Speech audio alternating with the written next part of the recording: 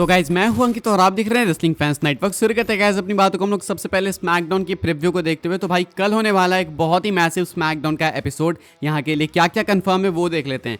सबसे पहले तो भाई मेगा अनाउंसमेंट, सबको मालूम है कि ट्राइबल चीफ या फिर मैं बोलूँ original tribal chief Roman Reigns आपको स्मैकडाउन में देखने को मिलेंगे। बहुत टाइम बाद रोमन की वापसी होने वाली है। रेसलमेनिया के बाद का ये पहला एपिसोड है जहां पे आपको रोमन रेंस देखने को मिलेंगे एंड बहुत कुछ अनफोल्ड होते हुए देखने को मिल सकता है। इसके बारे में हम लोग बात वीडियो के एंड में करेंगे। देन उसके बाद कंफर्म किया गया है कि नाया जैक्स अपीयर होने वाली है, न्यू वुमेन्स चैंपियन। सेलिब्रेशन है एंड देखना है कि वो किस तरीके से सेलिब्रेट करती हैं अपनी टाइटल विक्ट्री को। Cody Rhodes and LA Knight भी शेड्यूल्ड हैं अपीयर होने के लिए।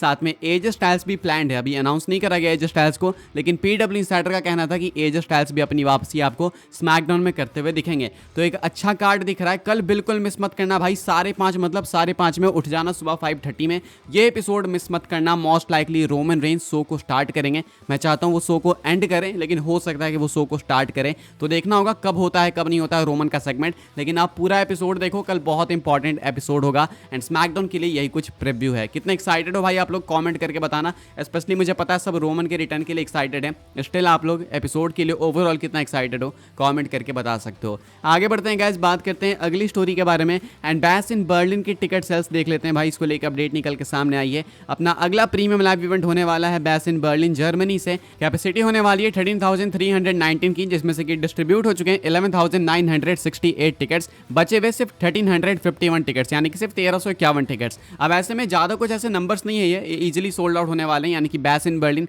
आपका एक सोल्ड आउट शो होगा। मैंने आपको बताया कैपेसिटी के मामले में ज़्यादा बड़ा इवेंट नहीं है, लेकिन हो सकता है कि अगर ये वाला शो सक्सेसफुल गया रेवेन्यू के मामले में एंड अगर क्राउड बहुत अच्छी रही तो देन WWE अगले साल एक बड़े स्केल पर यहाँ पे इवेंट आपको कराते हुए दिखेगी। ऐसा मुझे लगता है, कोई अपडेट नहीं है। बैश इन बर्लिन के टिकट सेल्स को लेके ये न्यूज़ निकल के सामने आ रही है। ये है भाई अपडेटेड नंबर्स। पिछले 10 दिनों के अंदर इन्होंने लगभग 100 टिकट्स मान लो बेचे, 95 एग्जैक्ट अगर आपको बताऊँ तो, लेकिन 100 आप लोग राउंड फिगर करके मान सकते हो। आगे बढ़ते हैं गाइस, बात करते हैं अगली स्टोरी के बारे में जो कि Adam Pearce and Nick Aldis को लेके। बहुत सारे लोग इनके बीच के एक मैच को एंटिसिपेट करते हैं कि भाई अगर ये दोनों जनरल मैनेजर्स आपस में भिड़ जाएं तो क्या होगा। इनके बीच कई बार हमें वो रफ एंगल भी देखने को मिला, तो मे भी हो सकता है इन फ्यूचर इनका मैच हो। एडम पियर्स का क्या कहना है इसके ऊपर मैं आपको बता दूं। क्रिस वैन वेलेट के साथ पॉडकास्ट पे आते हैं एडम पियर्स एंड कहते हैं कि देखो वैसे तो मुझे ये इम्पॉसिबल लगता है, लेकिन शायद ये बात मैंने पहले भी कहीं कर रखी है। मुझे ऐसा लगता है कि अगर मुझे मौका मिलेगा अपने हाथ को डर्टी करने का, यानी कि फिजिकल होने का, तो देन मैं इस चीज़ से पीछे नहीं हटूंगा। एंड मुझे लगता है कि निक एल्डिस भी सेम ही कहेगा, अगर उसे मौका मिलेगा तो शायद वो भी पीछे नहीं हटेगा।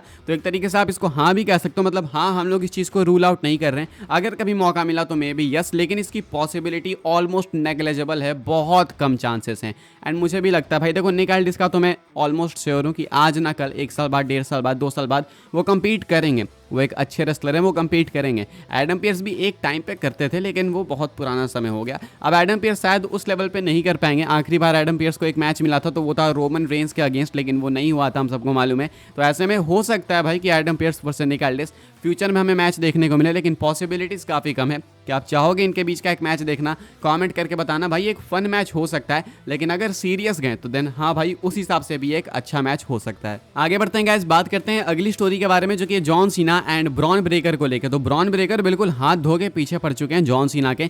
जॉन सीना अगले साल रिटायरमेंट रन अपना कंप्लीट करने वाले हैं, उसके बाद वो रिटायर हो जाएंगे। तो बिल्कुल ब्रॉन ब्रेकर अपनी नज़रों पर चढ़ा के बैठ चुके हैं कि इसको तो मुझे फेस करना है। पहले वो कहते हैं कि अगर तुम्हें IC टाइटल जीतनी है, जो कि तुमने अपने करियर में कभी भी नहीं जीती, तो तुम मेरे पास आ जाओ, मुझसे भिड़ लो, जीत के दिखा दो। उसके बाद अभी कहते हैं अपने ड्रीम मैच के बारे में कि मैं जॉन सीना को फेस करना चाहूँगा एंड मुझे लगता है कि मैं उसे लड़के रिटायर कर सकता हूँ। मैं हूँगा वो परफेक्ट अपोनेंट जो कि उसे फाइट करके उसे सिंगल हैंडेडली हरा के रिटायर करेगा। अभी वो कैरेक्टर में कहते हैं इस इंटरव्यू के अंदर, उन्हें लगता है कि वो बेस्ट अपोनेंट है जॉन सीना के लिए। कहते हैं मुझे नहीं पता कि इसका शेड्यूल कैसा होने वाला है, बस इतना पता है कि अगले साल ये रिटायर होगा, टूर पे है। अब मुझे नहीं पता कितनी डेट से इसके पास, ये कितना compete करेगा कितना नहीं करेगा, लेकिन मैं इतना जानता हूँ कि अगर ये मुझे पिक करता है तो देन मैं इसका बेस्ट अपोनेंट बन के निकल के सामने आऊँगा एंड इसको बीट करूँगा एंड मैं ही इसको रिटायर करूंगा। तो कैरेक्टर में काफ़ी अच्छा यहाँ पे स्टेटमेंट एक डिलीवर करा ब्रॉन ब्रेकर ने एंड कहते हैं कि वो अपने आप पे पूरा बिलीव रखते हैं कि उनका जो ड्रीम मैच है सीना के अगेंस्ट वो बहुत अच्छा जाएगा एंड एंड में वो विक्ट्री हासिल करके जॉन सीना को रिटायर करेंगे।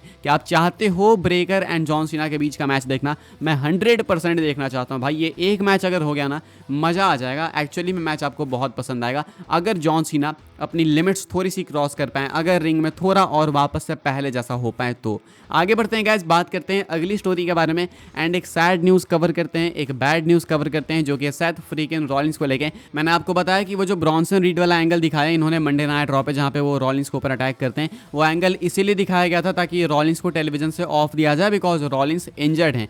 किस तरीके की इंजरी है इसको लेकर अपडेट आई है रेसलिंग ऑब्जर्वर न्यूज़ लेटर की तरफ से। कहते हैं Seth Rollins will be taking time off for a while, Rollins current injury situation is set to be chronic related. बताया जा रहा है कि ये इंजरी ऐसा नहीं है भाई कि अभी बीच में कहीं हो गई, ऐसा नहीं कि समर स्लैम में हो गई या फिर उससे पहले कभी, ऐसा कुछ नहीं है। ये इंजरी रॉलिंस को जो हुई है ना, ये पहले वाली ही इंजरी है, मतलब वो उस चीज़ से रिकवर कर ही नहीं पा रहे। अब पहले इनको मल्टीपल इंजरीज हुई है भाई, आप कह नहीं सकते कि नी वाली इंजरी की बात हो रही है या फिर स्टमक या फिर पता नहीं किस चीज़ में दिक्कत है, लेकिन ये कोई पहले की इंजरी है जो कि स्टिल इनको अफेक्ट कर रही है। एंड रॉलिंस वापस से इस इंजरी की वजह से WWE से ऑफ लेते हुए आपको दिखेंगे।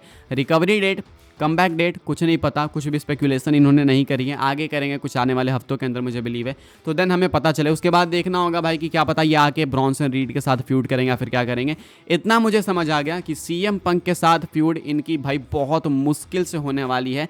अभी इतने सारे कांटे लग रहे हैं, समझ नहीं आ रहा है। हमने देखा CM पंक पहले इंजर्ड हो गए, फिर उसके बाद रॉलिंस भी रेसलमेनिया के अराउंड इंजर्ड हो गए, फिर हमने देखा अभी रॉलिंस वापस आए तो अभी वापस से इंजर्ड हो गए। CM पंक जब फिट एंड फाइन हुए तो लगता नहीं है भाई कि ये दोनों आपस में कभी एक दूसरे को फेस कर पाएंगे, इनकी डेस्टिनी में नहीं है लगता है। फिलहाल भाई गेट वेल सून बोलना रॉलिंस को और क्या ही कर सकते हैं, इसके अलावा गेट वेल सून बोलते हैं। आगे बढ़ते हैं गाइस, बात करते हैं हम लोग अपनी नेक्स्ट एंड फाइनल स्टोरी के बारे में जो कि OTC रोमन रेंस को लेके। कल फ्राइडे नाइट स्मैकडाउन के एपिसोड में रोमन रेंस अपीयर होने वाले हैं एंड क्या कुछ हम लोग एक्सपेक्ट कर सकते हैं। अब देखो पहले तो बताना मुश्किल है कि रोमन शो को किक ऑफ करेंगे या फिर शो को एंड करेंगे। मैं चाहता हूँ कि वो शो को एंड करें बिकॉज कुछ भी अगर होता है, छोटी छोटी चीज़ भी होती है भाई, अगर वो शो के एंड में होती है तो वो मेजर लगती है। तो ये तो ऑलरेडी एक मेजर सेगमेंट है, अगर एंड में होगा तो पेपर व्यू लगेगा भाई, तो ऐसे में होना चाहिए रोमन का सेगमेंट एंड में। एंड आप लोग कुछ बिग अनएक्सपेक्टेड सरप्राइज एक्सपेक्ट कर सकते हो सकता है कि रोमन रेंस यहाँ पे जिमी ऊसो को लेकर आ जाए, हो सकता है कि शायद रोमन रेंस कंफर्म कर दें कि वो बेबी फेस हैं, या फिर हो सकता है कि रोमन रेंस अनाउंस कर दें कि वो बैसिन बर्लिन में कंपीट करने वाले हैं। यानी कि जो कल का सेगमेंट है रोमन रेंस का, वो एक बहुत मैसिव सेगमेंट होने वाला है। आप लोग अपनी होप्स हाई रख सकते हो, WWE यहाँ पे आपको डिसअपॉइंट नहीं करेगी, जो भी है मेजर है and most likely blood line इनके साथ इन्वॉल्व होगी। अभी एग्जैक्ट पता नहीं कि क्या हो सकता है, क्या चीज़ें प्लान है, लेकिन जो भी करेगी WWE बहुत मेजर करेगी, शायद आपको सरप्राइज करने वाली भी चीज़ें यहाँ पे हो सकती हैं। अब लेट्स होप कि रोमन रेंस का जो सेगमेंट हो उसमें रोमन का प्रोमो हो, एटलीस्ट भाई 30 से 40 मिनट का सेगमेंट इनका होना चाहिए, जिसके साथ भी हो, चाहे ब्लड लाइन के साथ हो या फिर कोडी के साथ हो। मैं तो यही विश करूंगा, लेकिन जो भी है भाई मस्ट वॉच है, बिल्कुल मत मिस करना। कुछ मैसिव कल आपको स्मैकडाउन में देखने को मिल सकता है, क्या पता पॉल हेमन वापस आ जाए रोमन के साथ में, मोस्ट लाइकली ये भी हो सकता है। फिलहाल भाई इस वीडियो के लिए बस यही कुछ अपडेट्स थी। आई होप आपको इन्फॉर्मेशन मिली हो तो वीडियो को लाइक करें, शेयर करें, सब्सक्राइब करें चैनल को, ताकि आने वाले टाइम के अंदर आपको और भी ऐसे WWE की न्यूज़ अपडेट्स मिलती रहे। फॉलो कर सकते हैं आप लोग मुझे इंस्टाग्राम एंड ट्विटर पर, लिंक आपको मिल जाएगी डिस्क्रिप्शन में। ज्वाइन कर सकते हैं व्हाट्सएप चैनल को, उसके भी लिंक है डिस्क्रिप्शन में। मिलते हैं अपनी नेक्स्ट ऑफर काफ़ी इंटरेस्टिंग वीडियो में।